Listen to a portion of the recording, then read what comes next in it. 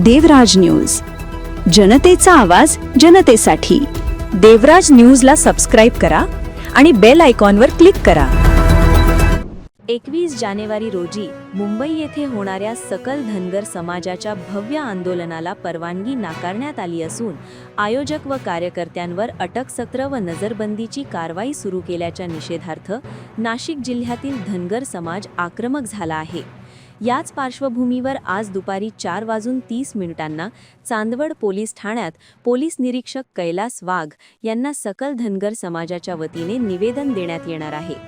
मुंबई येथे लाखांच्या संख्येने एकत्र येत येळकोट येळकोट जय मल्हारच्या घोषणात भंडारा उधळण्याचा निर्धार धनगर समाजाने केला असताना राज्य शासनाने आंदोलन दडपण्यासाठी ठराविक कार्यकर्ते व आयोजकांवर कारवाई सुरू केल्याचा आरोप समाजाच्या नेत्यांनी केला आहे।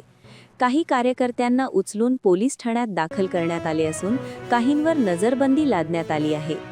धनगर समाजाला एसटी प्रवर्गात आरक्षण देण्यासंदर्भात तत्कालीन मुख्यमंत्री देवेंद्र फडणवीस यांनी दिलेला शब्द अद्याप पाळण्यात आलेला नसल्याने समाजात तीव्र असंतोष आहे। आरक्षणाची अंमलबजावणी करण्याऐवजी आंदोलनच मोडून काढण्याचा प्रयत्न होत असल्याचा आरोप यावेळी करण्यात आला। या आंदोलनाचे मुख्य जनक माननीय दीपक भाऊ बोराडे यांनाच अटक करण्याऐवजी आम्हालाही अटक करा अशी ठाम भूमिका धनगर समाजाने घेतली आहे। राज्यातील प्रत्येक जिल्हा व तालुक्यातील पोलीस ठाण्यांमध्ये या संदर्भात निवेदने देण्यात येत असून सरकारच्या भूमिकेचा जाहीर निषेध व्यक्त करण्यात येत आहे। यापूर्वी राज्यात अनेक आंदोलनं व मोर्चे झाले असताना यावेळी मात्र धनगर समाजाच्या आंदोलनाला घाबरून सरकार दहशतीचं राजकारण करत असल्याचा आरोप करण्यात आला आहे।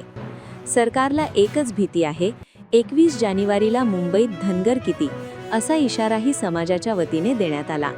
या आंदोलनाबाबत महाराष्ट्र राज्य सरचिटणीस मल्हार सेना श्री मच्छिंद्र बिडकर, मुख्य प्रवक्ते धनगर समाज मान खंडेराव पाटील यांच्यासह नाशिक जिल्ह्यातील मोठ्या संख्येने धनगर समाज बांधव सहभागी होणार असल्याची माहिती देण्यात आली आहे।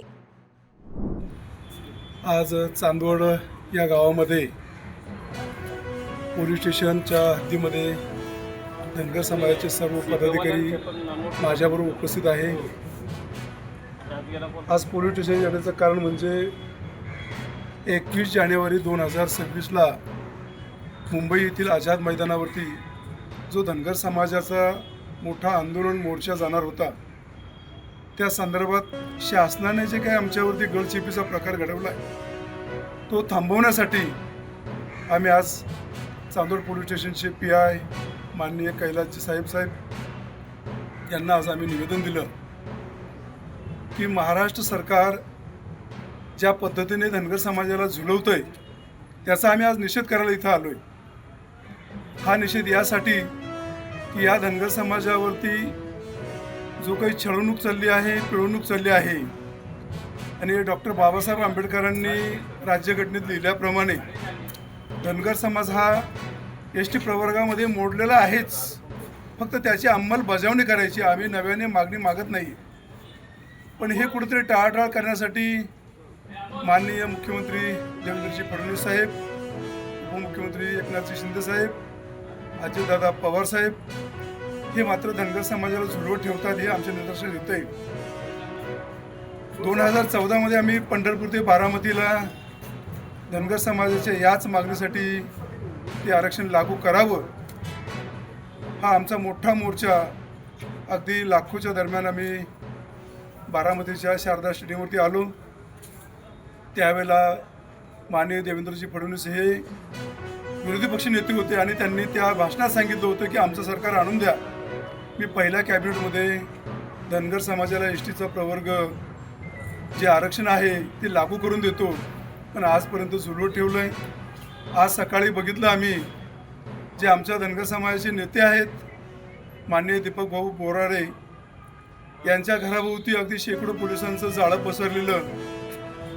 याचा अर्थ काय होतो की धनगर समाजाच्या नेत्यांनी, कार्यकर्त्यांनी घराबाहेर पडू नये। शेकडो कार्यकर्त्यांना याच पद्धतीनं पोलीस उचलतायत आणि जवळच्या पोलीस स्टेशनला नेऊन नजरकैद करतायत। मलाही सकाळी सकाळी आमच्या पोलीस स्टेशनवरनं म्हणजे चांदवडच्या पोलीस स्टेशनतर्फे नोटीस आली की तुम्ही घर सोडू नये। म्हणजे याचा अर्थ असा होतो की धनगर समाजाने त्यांचे जे मूलभूत हक्क आहे ती मागण्यासाठी घराबाहेर पडू नये असं मला तरी वाटतं. आणि कदाचित हा आमचा आवाज तुम्ही रोखण्याचा प्रयत्न करत असेल सरकार, हे थांबणं शक्य नाही. एक ना एक दिवस त्याचा उद्रेक होईल आणि शासनाला त्याची भरपाई द्यावा लागेल. शासनाचं कदाचित आमच्याकडनं अगदी वाईट म्हणजेच कुठंतरी त्यांना पराभूत करण्याचा सुद्धा प्रयत्न होऊ शकतो. हा मी इशारा देतो. माझ्याबरोबर माननीय खंडराव पाटील साहेब आहेत, विनय बिडकर साहेब आहेत, त्यानंतर रतनजी हिरे साहेब आहेत, पिंटू साहेब गाडे आहेत, बाळासाहेब आहेत आमच्याबरोबर, गोयकर साहेब आहेत, मुरडर साहेब आहेत. या सर्वांना आज आम्ही चांदवडला येऊन आमचं निवेदन दिलं. हा आमचा इशारा समजावा.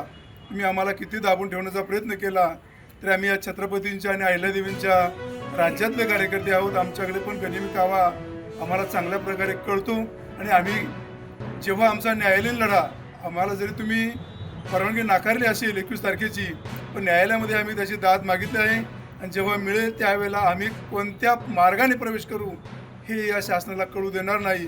आम्ही बहुरूप्यापेक्षाही बहुरूपी राहू, आम्ही लंगोट लावू, बारबंडी घालू, मेंढरं घेऊ, शेळ्या बकऱ्या, घोडे, कुत्रे, कोकळं घेऊन आम्ही मात्र मुंबईला दाखल होणारच, यात शंका नाही.